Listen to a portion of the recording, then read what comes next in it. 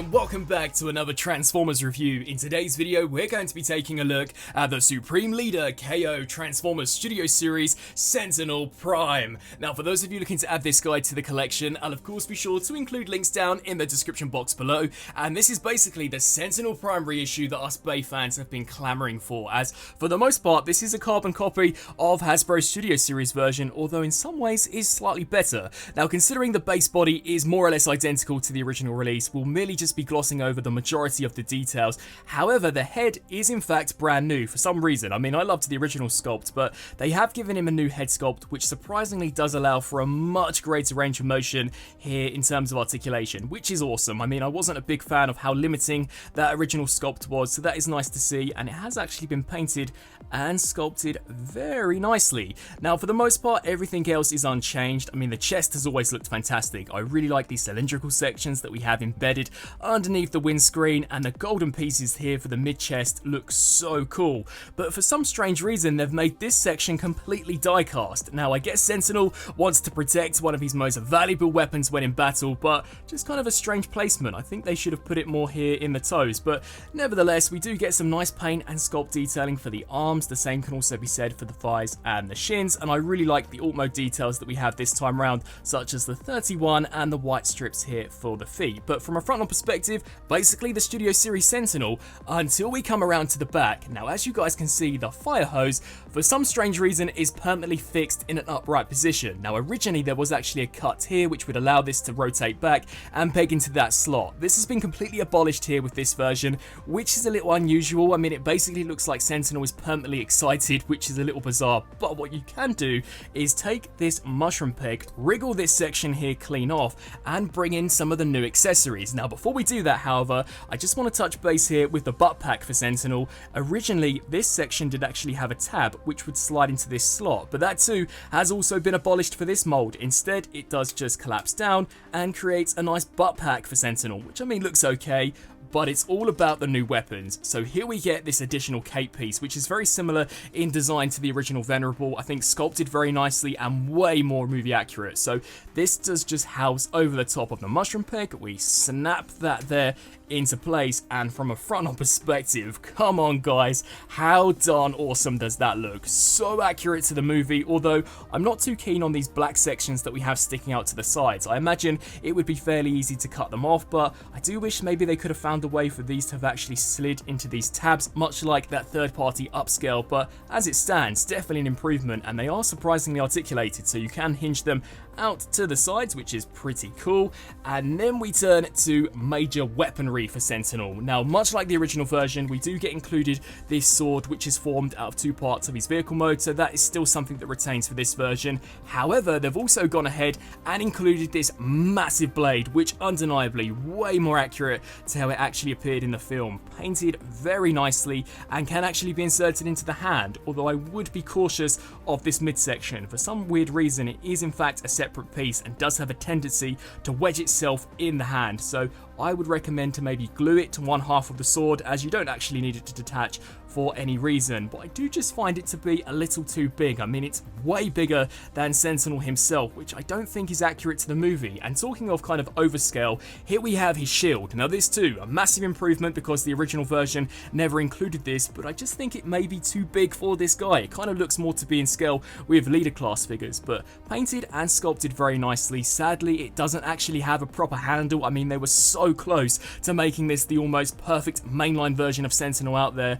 As it stands, it can only be pegged into the hand if the arm is fully straightened out, which is massively limiting, especially for some of the more dynamic poses. But I mean, hey, at least they included it. And then finally, in terms of proper weaponry, we do get his rust cannon, which I know we see him use to take out Ironhide within the film. Very sad moment. It's been over 10 years. I'm pretty certain many of us have gotten over it by now, but very nicely sculpted. Sadly not painted the best. It has just got a few red highlights. Again, nice inclusion and something that the original version never came with.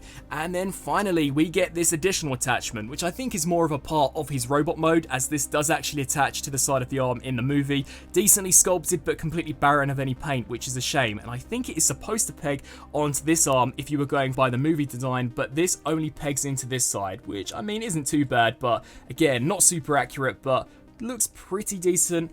on the figure. Now, in terms of comparisons, here we have the KO version on the left and the original version on the right. Now, for the most part, identical mold-wise, but as you guys can see, there are definitely differences as far as the paint and the sculpting of the head goes. Now, personally, I think paint-wise, they're pretty much a draw. I mean, I would have liked to have seen the silver carried over for the midsection of the original version's chest onto the KO, but then I really like the white details that we have for the legs. So I guess you win some and you lose some, but as we bring the heads in here for a closer look, as you guys can see, that is definitely a completely brand new sculpt, and I'm not too sure why they changed it. Now, as to which one is better, I think is really and truly going to come down to personal preference.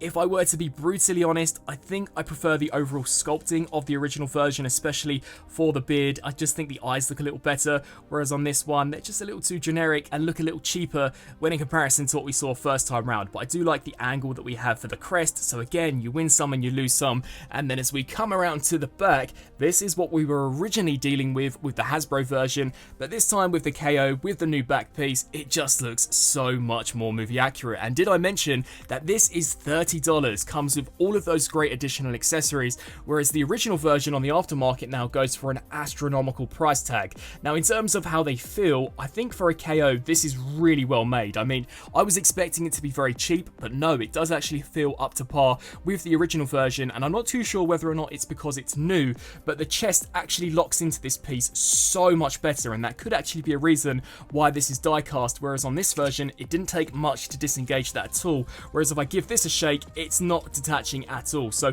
they definitely did improve that, but articulation other than that is exactly the same. And for those of you wondering how this guy specifically pairs alongside some other Studio Series figures, considering he's more or less a one-to-one to the original version, he scales just as nicely. So here we have him alongside the Optimus Prime, as well as Dark the Moon leader Megatron. Now, turning to transformation, despite this guy being a KO, I was again very pleasantly surprised that the tolerances are more or less identical to the original version, which is awesome. So to kickstart things off, the only issue that I do have is that the actual backpack you need for transformation doesn't lock into the mushroom peg nowhere near as nicely as that kind of additional cape piece, which is unfortunate. So just for ease, I'm going to detach it for now.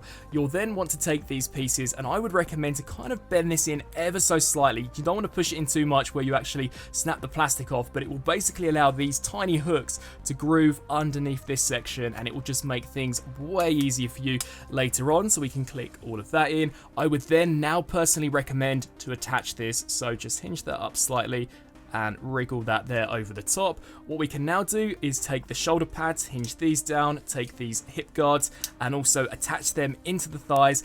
And then for the chest windows, 9 times out of 10 they'll actually bring the fire truck doors along with them, but hinge this out and do the same for this side. We can then take these pieces, flare those out to the sides, fully extend those on both sides, take the neck brace, hinge this section all the way in, and now is where you're basically going to want to take this and arch this backwards just like this, so that these sections are in perfect alignment with this back piece. We can now take the upper torso, detach it away from this piece, which again is way more secure when in comparison to the original version. Now this too is also an area that I've had a few problems with. 9 times out of 10 this whole upper torso will want to detach from the mushroom peg, so I would recommend just adding a tiny bit of force just to kind of push it back into that as you're rotating around, as you really don't want it to fly off, but just rotate that around like so. And as you guys can see, again, this back piece just continuously wants to pop off, and we actually need it to stay attached for now. So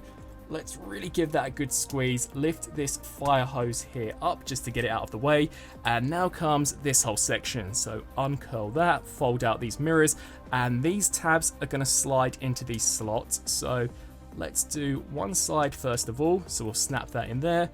Come around to this side, and as you guys can guess, we'll rinse and repeat. So snap that in there, and this side again just popped out.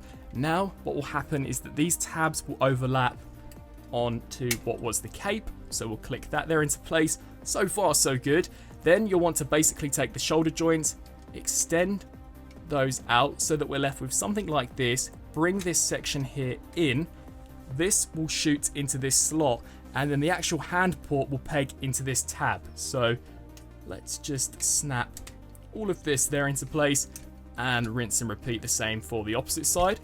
So bring this around, snap that section there into place, and then snap the hand port in, and there is also an additional tab between the arms which will just lock into place there. So that is basically the entire upper part of the body fully transformed. Now we move on to the slightly more simplistic part, that being the legs. So I would recommend to split them slightly. You'll want to take the shin away from the main back part of the leg, so just hinge that out like so. We can now take this section, rotate this around, take this piece, detach it, rotate it on a ball joint, and then flip this piece here forwards. And now what's going to happen is this entire shin is going to overlap, tab into this slot, and then at the same time the foot is going to slide through this gap. So let's just bring this here all the way down, snap that there into place, and that is one side basically fully transformed. Rinse and repeat the same here for this side. So extend this, rotate this here around, detach this away from the leg, rotate it on a ball joint, hinge this piece out, bring this section down, and then just take the shin, fold it here all the way down, and push the foot through that hollow cavity just like this. And then for some finishing touches, we can actually combine the two halves. There is a tiny tab and slot that you'll just want to click into place, and then we can also subsequently snap this back portion in as well, and then lift this here all the way up, and basically all these tabs are going to slide into one another. So lock that in, come to this side and do the same. So tuck that tab in there, and then snap these pieces here into place, and then come around to this side. Just make sure the same is done. And then for some finishing touches, we can bring in the sword attachment, which I showcased earlier on. You'll want to snap this into two pieces, take this section, hinge this to the back. So we're looking at something like this, and the same here for this side. And these are basically going to slide into these tiny gaps. So just lock them in there. Come around to this side. Make sure that this actual section here is fully straightened out, so there's enough clearance for this here to actually peg in. And there we have the Supreme Leader fully transformed up into his Rosenbauer fire truck alt mode. And despite the transformation being a little more complex for an average Studio Series Voyager, much like the original version, everything comes together so nicely. The tolerances feel on point, the materials are really impressive, especially for a knockoff, and the same can be said for the vehicle mode. I mean, this is basically identical to the original version in its alt form, more identical than the bot mode, as there are no changes here at all. So we'll very briefly go over the details. Here at the front, I think this all looks great, especially this hose piece. That looks really nice. You can see we do get those side view mirrors. I think the paint detail for the side of the vehicle looks awesome. Considering this is a KO, I wasn't expecting the Rosenbauer logo to be on this thing at all, but yet here it is, and it actually looks really cool. We do get the movie accurate 316, which looks nice as we come around to the back, decently sculpted. The same can be said for this side, the underside, as well as the top, and we do sadly again lose a hinge joint out of the hose, but it still can be risen and lowered, although is a little floppier if my memory serves me correctly to the original version. And I would show you a comparison with that original release, but I have misplaced the DNA Design shield, which does have these attachments pegged onto it, so I can't actually transform it properly. But in all, very nice, and it does actually roll decently along the ground with all 6 wheels rolling for the most part pretty smoothly. I mean, this one every now and again does have a tendency to get wedged, but definitely cool looking alt mode. And wrapping up on this review on the Supreme Leader KO Transformers Studio Series Sentinel Prime. In all, it's a very nicely done KO. I mean, I wasn't expecting it to turn out half as good as it has. I was expecting a floppy mess, things not to tab in properly, certain tolerances to be off when in comparison to the original version, but not at all. I'd go as far as saying that the plastic feels just as good, if not slightly better, than that original Hasbro release. And you also have to bear in mind that this does have diecast, despite being placed in a slightly bizarre area. Accessories are definitely the major shine out from this set. I mean, he comes with everything you'd want from Sentinel. He comes with the additional cape, which for me is the icing on the cake. I love the cape. It looks awesome. I do wish those black pieces could have actually clicked into something, but still, it's okay. The sword is nice, whilst I personally find it to be a little on the large side. It's definitely an improvement when in comparison to the side panels of the vehicle mode, and the shield, much like the sword, whilst I think is a little too big, painted and sculpted nicely, but definitely definitely needed a handle for him to have actually gripped it properly, and I love the rust disintegrating gun. That is a really nice touch, and the same can also be said for that kind of fire hose attachment that can peg onto the hand. So if you don't own the original Studio Series Sentinel Prime, then without a doubt this is your best option out there, and I'd actually say it might be slightly better when in comparison to the original version, as it's a lot cheaper and actually comes with more accessory wise. Be sure to sound off down in the comment section below what you guys think of this figure. I mean, they have actually released a few other kind of KO Studio Series releases, which I may or may not take a look at over on the channel, so be sure to let me know what you guys thought of this review and the figure, and again, definitely be sure to check out those links down in the description box below. I thank you all so much for watching, and until my next review, I'll see you then. Thanks for watching.